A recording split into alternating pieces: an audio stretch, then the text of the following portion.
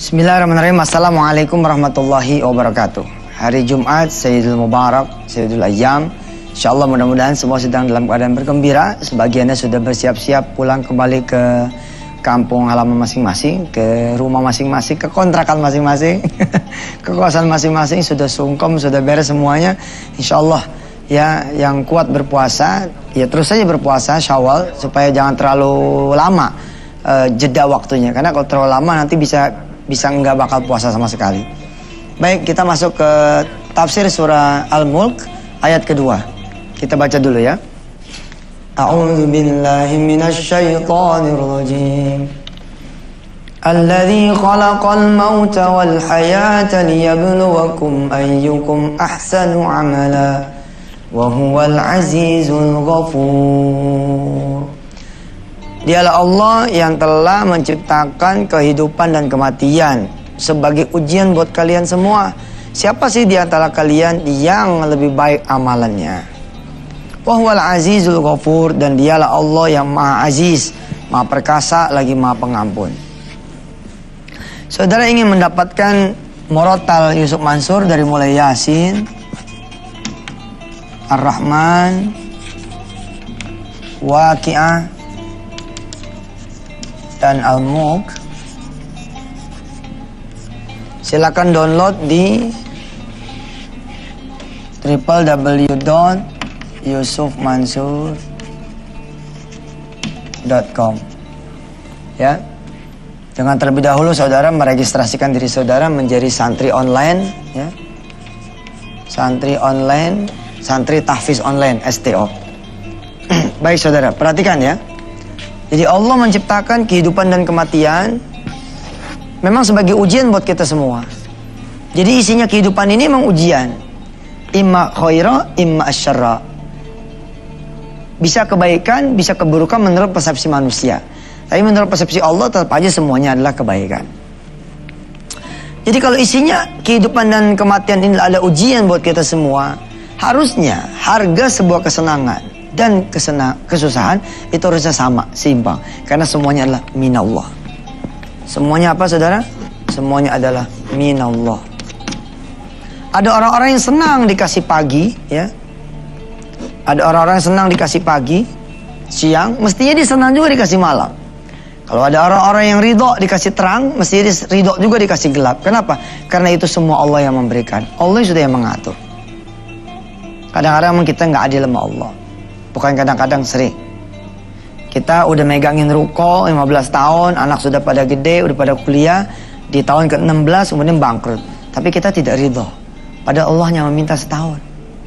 Dari 16 tahun yang Allah udah berikan pada kita. Lihat hidup ini, lihat hidup ini. Apakah hidup ini 365 hari atau 366 hari isinya adalah kesulitan? Tentu tidak. Allah bukan Tuhan yang gila yang membuat kita tuh hidup susah terus. Gak mungkin. Apa iya 24 jam sehari yang Allah berikan, lalu 24 jam, 5 kita kemudian menjadi susah? Tidak. Paling hanya beberapa jam. Lihat hujan. Ketika hujan turun dalam satu hari, berapa jam dia kemudian membasahi bumi? Setengah jam, 1 jam, 2 jam. Masih ada 22 jam lagi yang Allah berikan buat kita dalam suasana yang tidak kehujanan. Ini karena kita selalu memandang diri kita sulit melulu. Akhirnya yang terjadi adalah hidup kita tidak pernah tersenyum, karena yang kelihatan hanya susahnya saja. Dulu Yusuf Mansur, aduh, orang yang kecil hati juga. Apa kecil hatinya? Aduh, saya kecil, pendek. Sekarang saya rubah, enggak, saya bukan pendek, manis, mungil. Ya subhanallah lah. Dulu saya berpikir, wah gigi saya jelek, saya nggak bakal bisa jadi pembicara. Kalau ada diskusi, ada apa, saya nggak mau ke depan. Karena saya lebih mikirin gigi saya daripada otak saya. Saya lebih mikirin kekurangan saya daripada pikiran saya. Saya lebih tidak mikirin lagi akal yang udah Allah berikan, bahwa saya lebih hebat daripada teman-teman yang lain, kira-kira begitu. Ketika kemudian saya bisa mikirin hal yang lain, saya tampil di muka. Nggak apa-apa gue kecil, nggak apa-apa gue kecil. Yang penting gue nggak tinggi, beres. Nggak apa-apa gue utang banyak, yang penting susah. Enggak lah. Saudara punya utang tuh ya, gini.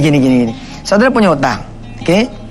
Terus Ada orang yang udah mau dibuntungin kakinya, terus suruh milih.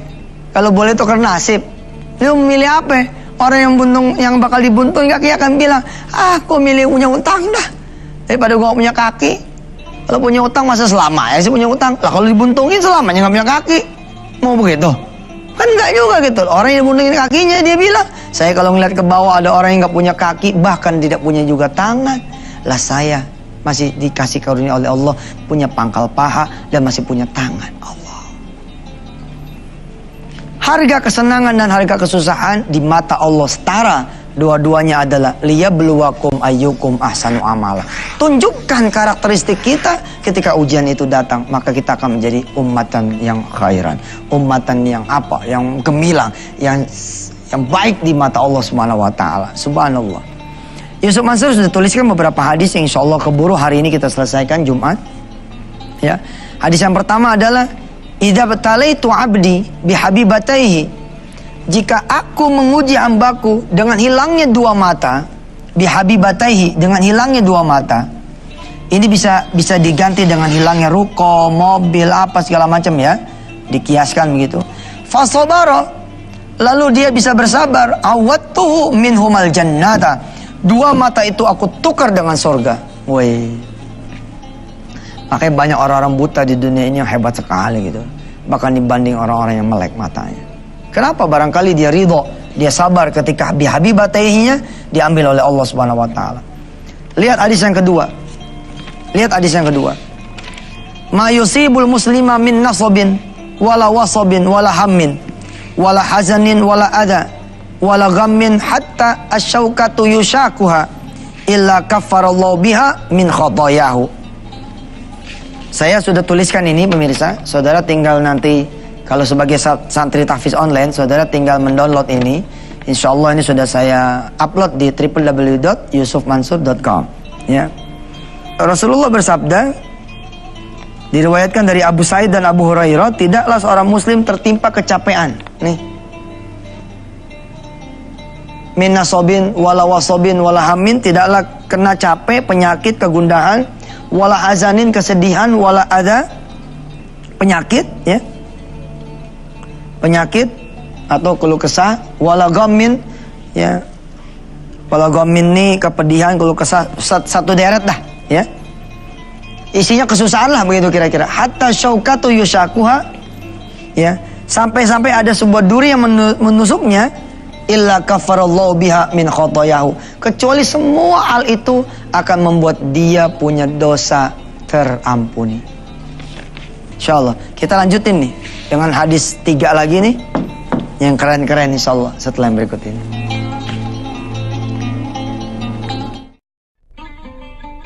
Bismillahirrahmanirrahim. Dalam tafsir surah Al-Mulk ayat kedua, kalau saudara perhatikan, Allah memakaikan Asmaul Husna Al-Aziz dan Al-Ghafur. Apa maksudnya saudara? Al-Aziz ini seakan-akan Allah ingin memberitahu, kalau kalian melawan aku nih, hidup matinya nih kacau bener, isinya kemungkaran, dosa, kelalaian, kedurhakaan, akan berhadapan dengan aku yang Maha Aziz, aku yang Maha Perkasa. Tidak akan ada yang mampu keluar dari kejaranku, tidak akan ada yang mampu selamat dari kejaranku, tidak akan ada yang bisa keluar dari intayanku, keluar dari pengawasanku. Semua kalian akan aku balas, kira-kira gitu. Dialah Al-Aziz yang Maha Perkasa. Harusnya nih kalau kita kemudian sering melafalkan Asmaul Husna, ya Azizu, ya Ghafur, ya Azizu, kita akan ada rasa takutnya sama Allah.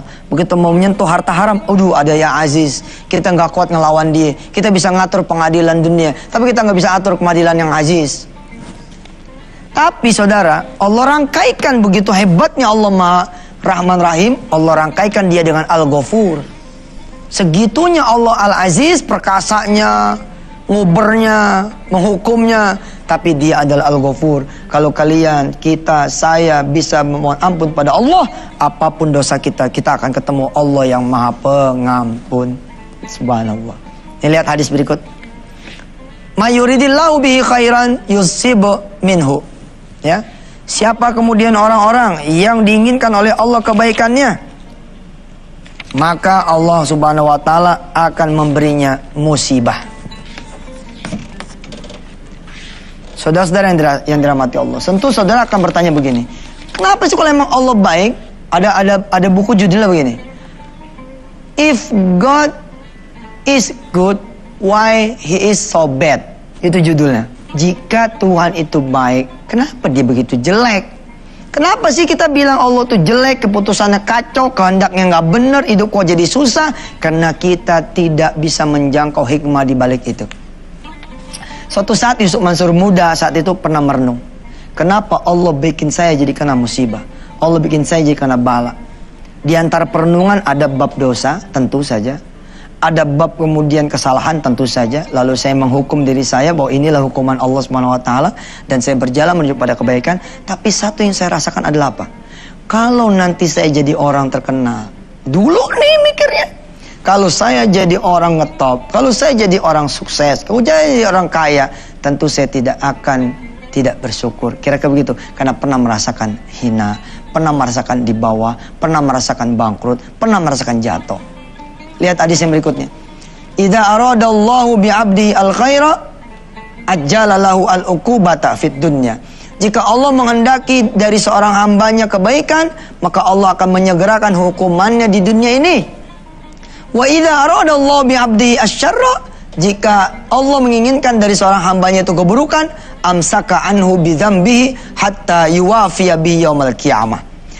Kalau Allah menghendaki dari hambanya keburukan, Allah akan tahan itu dosa-dosanya, nggak bakalan diazab, nggak bakalan dihukum, sampai kemudian dia wafat, lalu dibalas oleh Allah di hari kiamat nanti. Pilih mana? Pilih mana? Kalau saudara tidak mau pilih yang dua-duanya, ya tobat, supaya tidak ketemu itu yang namanya ajjalallahu al-uqubata. Terus yang berikutnya, inna izomal jazai ma'a izomil balai. Sesungguhnya besarnya ganjaran, besarnya pahala, besarnya balasan, itu tergantung juga bersama besarnya bala. Kira-kira ngomong begini, kalau masalah ente kecil, kecil juga balasannya. Kalau masalah ente gede, gede juga gitu jadinya. Paham nggak? Dalam istilah ekonomi kira-kira gini, kalau masalahnya kecil bro, insya Allah ente tuh naik juga nggak begitu topan. Tapi kalau masalah ente bok-babak, cedong, hancur, insya Allah ente pingsannya lama. Ustaz, tapi abis naik tuh, naiknya luar biasa. Caranya apa? Caranya ikuti dan kembali kepada Allah Subhanahu Wa Taala. Lihat. Wa innallaha idza ahabba qauman, jika Allah mencintai seorang kaum, ibtalahum, dia akan menguji mereka. Faman radhiyalahu falahu ridha, siapa yang ridho kepada Allah, maka dia ridho juga. Wa man sakhata falahu sukhtu, barang siapa yang kemudian membenci, maka Allah pun membencinya. Ini dia kira-kira sekelumit tafsir dari surah Al-Mulk atau Tabarok ayat yang kedua. Saudara-saudara yang dirahmati Allah, tafsir lengkap atau tafsir yang lebih luasnya lagi bisa saudara lihat di www.yusufmansur.com. Saya berharap saudara-saudara semua ya adalah tolabul ilm, utlubul ilm. Saudara adalah talib, saudara pelajar yang mencari, memetik, bukan cuma dikasih terus. Hari ini saudara dikasih oleh Yusuf Mansur, tapi sehabis Yusuf Mansur selesai acara, kita selesai kemudian ngaji, saudara kemudian menjelajahi website, lalu mencari ilmu-ilmu yang lain dari apa yang dipelajari. Sampai ketemu nanti di segmen 3, kita masuk ke segmen O2. Hari ini kita akan tuntaskan Al-Fatihah, supaya hari Senin kita mulai masuk itu Al-Baqarah. Terima kasih, sampai ketemu ya, jangan kemana-mana setelah yang berikut ini.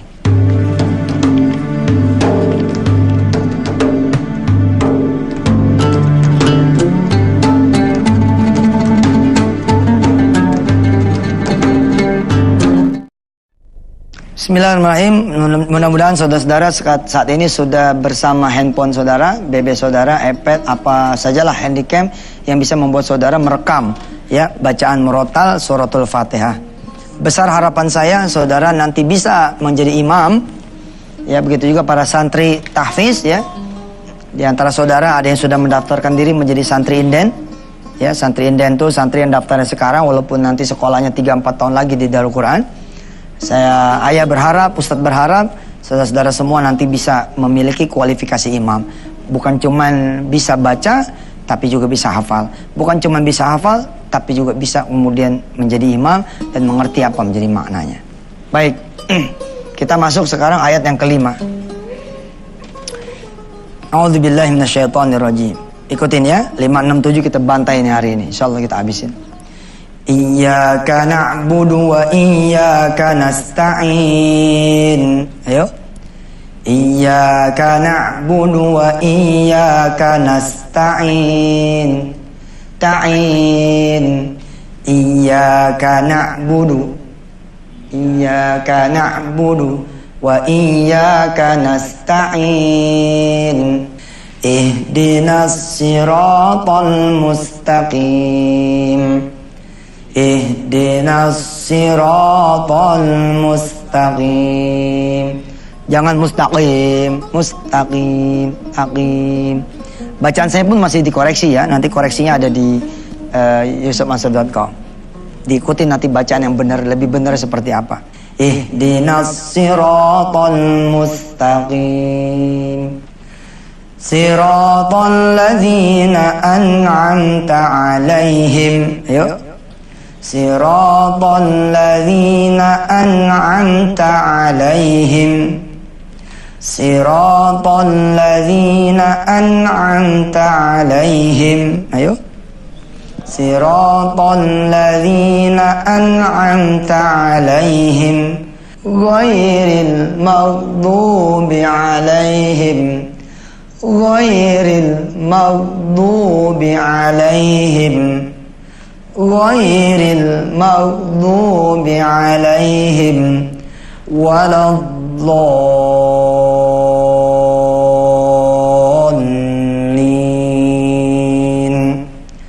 Waladdallin.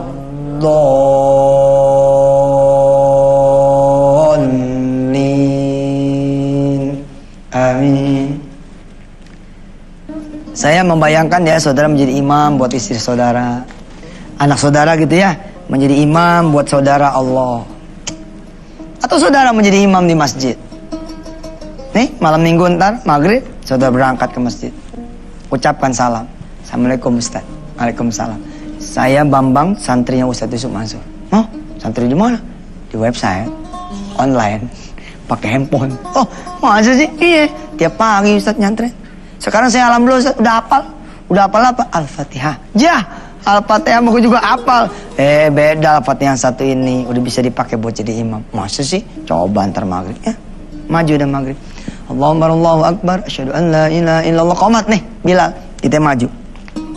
Jangan lupa pemirsa, modal jadi imam, tahu? Modal jadi imam apa? Modal jadi imam itu bedehem. Itu dia modal jadi imam. Ya. Jadi sebelum berangkat nih jadi imam, sawu sufufakum fa inna tasfiyatas sufufi min tamamis shalah. Rapatkan safnya.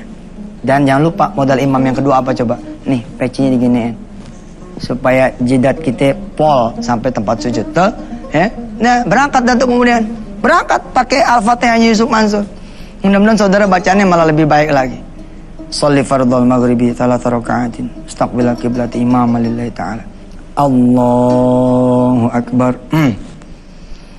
Bismillahirrahmanirrahim. Alhamdulillahi Rabbil Alamin. Ar-Rahmanir-Rahim. Maliki yaumiddin. Iyyaka na'budu wa iyyaka nasta'in. Ihdinas siratal mustaqim. Siratal ladzina an'amta 'alaihim ghairil maghdubi 'alaihim waladdallin.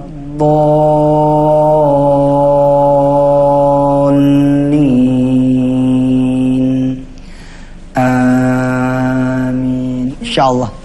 Saya sertakan juga di website www.yusufmansur.com. Saya sertakan contoh-contoh bacaan murattal Al-Fatihah dari berbagai imam. Subhanallah. Pilih imam yang saudara mau, pilih imam yang saudara seenak, kemudian tiru bacaannya. Mudah-mudahan bukan cuman laganya, gayanya, atau nagomnya, tapi juga masalah kepasohahannya.